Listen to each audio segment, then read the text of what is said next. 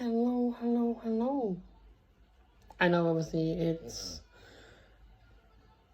different today because obviously we've got a Christmas tree in the background. Pretty, very pretty. No, I did upload last week, which was kind of irregular for me, but I was literally having a week. You know, you have a week where you just, like, every time you go to do something messes up, and literally everything I tried to do or I wanted to go do, it just didn't fall into place. So I felt it was best if I was going to pick up the camera and I was going to talk, I'd be so I'm not doing that much today. And that's how I genuinely was for, like, quite a long time. I didn't really want to say anything or do anything.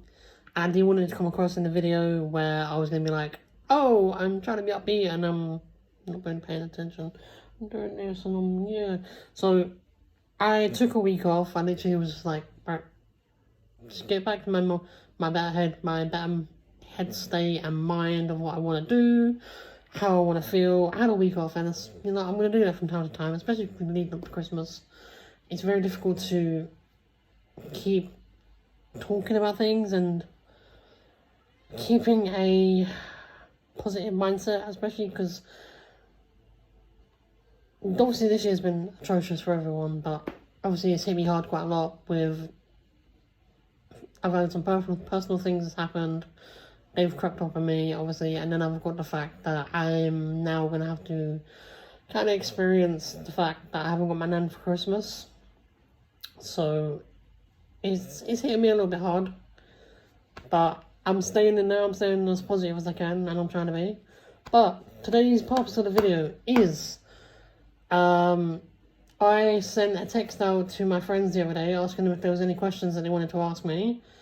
I didn't get many more responses, I'm not gonna lie. I won't lie to you. This isn't about, oh, what would you rather do, this.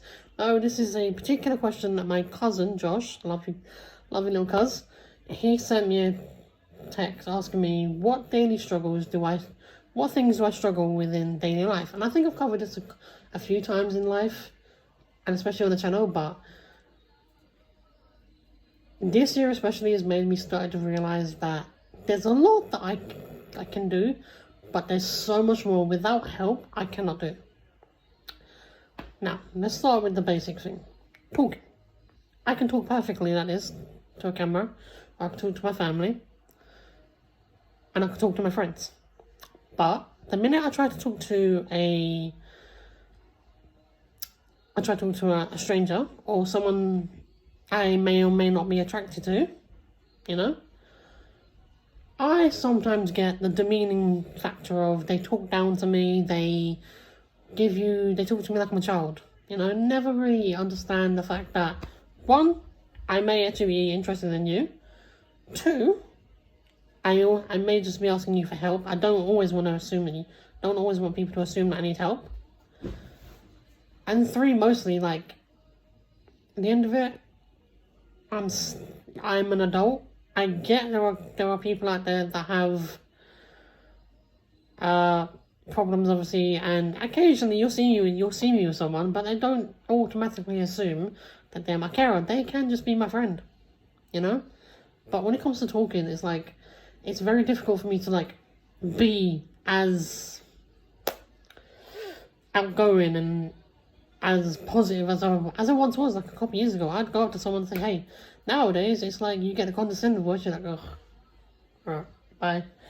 And it dampens you in a way where physically and emotionally, you just don't want to talk to people because you have the struggle of, like, is this going to actually affect, someone going to talk to me like this? And it comes up in relationships as well.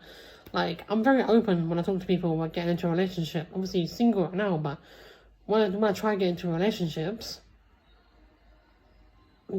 sometimes via text or via, like, an online dating site or something, I'll talk to someone and they'll ask me, oh, have you got anything different about you? I'm like, yeah, I think I'm disabled. Now, some people, they will instantly ghost me because of it. Or some people will talk to me for a while and then actually think about that they can't handle the measures of my disability. Understandable. No one's going to be able to fully understand it till they get with me. But don't waste my time. At the end of it, like, if you're gonna be in for it, you've got to be full in. You can't be one leg in, one leg out. But that's talking. Then it comes to the physical side of things, like eating and drinking. And this isn't more for the household sort of thing, it's more for the going out. So I struggle, and this kind of coincides with access as well. So if I want to go somewhere, I have to immediately. That was a fucked up word. What the fuck? I have to immediately look up the site, make sure that they're wheelchair accessible. Because if they're not, obviously there are aspects of the thing that I can. If we was to take my manual, obviously, I can quickly jump out of the chair, quickly just grab onto something, hold myself up while getting, like a Nando's. Like, sometimes not all Nando's are accessible. But at the moment, with the fact that my legs are still able to allow me to get up out of the chair, grab hold of something so I'm stable, and then get into the venue, that's fine. But if I go out, and I've been trying to do this recently, where it's me, I like to care about the person that I'm with. I don't want them always to push me, because I'm a big guy. And that's something I'm going to work in 2021, is that I'm losing weight. But I'm a big guy. I'm 14, 15 stone, and when you're pushing me, that's 15 stone on the lug, and then you got like 2 or 3 stone on the chair, that's like near 18 stone. And it doesn't really matter when you're going down a hill. Well, it does in a sense, because you got to hold on, but it's more going up a hill. When you're going up a hill, you got to push, and that strains a person. I feel bad for doing it. So I'm pretty far there from that. I was like, I want to try and do things where I can take my electric wheelchair, but not all places are wheelchair accessible for that kind of thing. And someone's snuck in. Hello.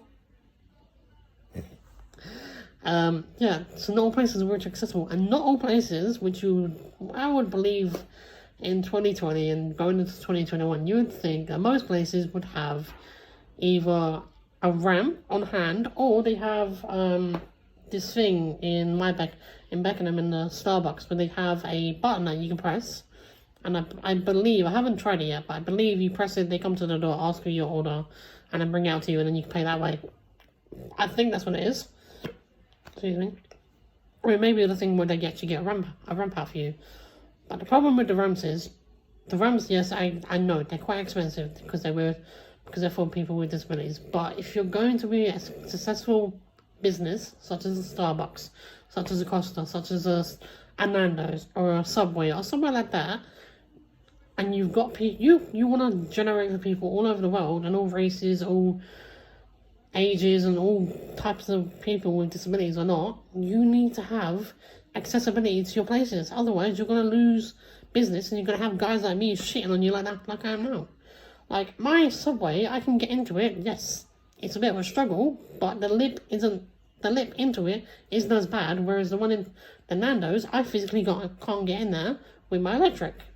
I literally have to take my manual, and there aren't many people that will actually take me to Nando's anymore. And that's just obviously due to COVID and falling out with people, obviously, but if I get someone that is able-bodied and would happily take me to Nando's, I'll go, oh, Nana. Right. Nana? Where's Nana? Sky. Nana's in the sky, yeah. But when we go to like Nando's and that, it's difficult because like I feel bad for the person pushing me, because it's like a 20-30 minute walk to get there, depending on how fast the person is pushing me. But then when you've eaten, you've got to have the fact of like, I normally wait 10-15 minutes afterwards to let the food settle sort of thing, and then it's like the walking back. But even that, they've got a belly full. They're like, they don't really want to push a fucking 14 stone lugger ton like me. So I feel bad in that retrospect. So I just wish that most places were more wheelchair accessible. But I kind of skipped the whole point I was on about. But with eating out places as well, that's another thing. When I go places, obviously, now that my hands, they've deteriorated, I can't hold anything, can't really hold cutlery or anything like that, so I have to be fed. No shame in it. Everyone has it at some point in their lives when you're a kid, or whether you're in my position where your health is severely deteriorated. due to the magnitude of my disability. It's cool. It happens. Get over it. Move on. But what I don't like, and especially when I'm with Master Nathan over there, when we go places, and when we go places like with him and myself, and we go as a family, like, he watches his iPad and he'll watch a film on it and he gets excited, and then he'll eat his food. But while he's getting excited, people tend to stare, and it's the same sort of stare that I get when people look, and I'm like, they're like, you should be able to feed yourself, because they see me like able-bodied-ish, so you should be able to feed yourself. No, my hands don't work, thank you very much. And it creates a kind of an uncomfortable environment for people, just like, you're looking, and like, there are some occasions where we said something to someone, whether about me or with him, or with Nath, obviously, but at the end of the day, we tried to keep like, what do you mean, what? I said Wonder Woman 2, December 25th, on Christmas. We'll watch Soul, and then we'll watch Wonder Woman on the laptop, deal? Yeah. Yep.